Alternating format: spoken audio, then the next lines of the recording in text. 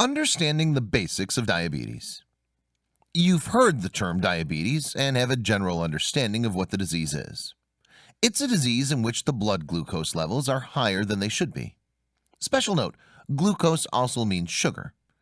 The condition develops because the sugar cannot get into the cells, which means they starve for sugar. Think of it as a person being around all the good food, but the mouth is sewn shut and they're unable to eat. Pretty much the same thing.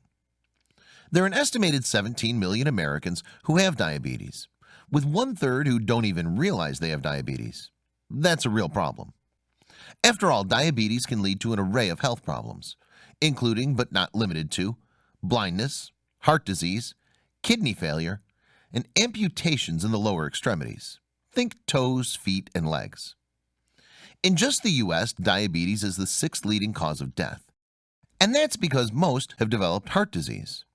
A person with diabetes has the same risk of having a heart attack as a person who's already had one. This is why diabetics are advised to speak with their physicians and follow their physician's advice at all times.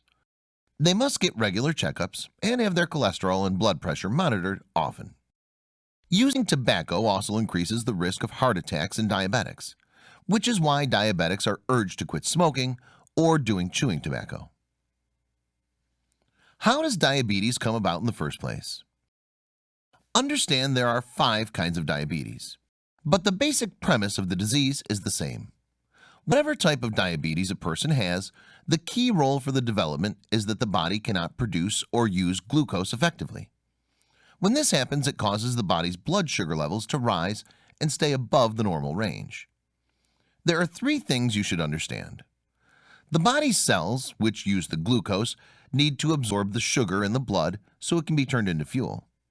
The insulin, produced by the ever-important pancreas organ, will let the sugar get into the cells. The glucose that's broken down for food, liver, or muscles is known as glycogen.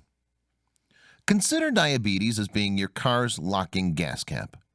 If you understand the way this cap works, you have a good idea of how diabetes works. The cells have this locking gas cap, and the insulin is what happens in the locking gas cap, and the glucose is the gas for the car. In other types of diabetes, the body produces the insulin, but not enough for the body. A minute number of cells will allow the glucose to come through. Another problem is that some cells won't work as they should and don't allow the glucose to come in. Every one of these is a recipe for a copious amount of glucose in the bloodstream.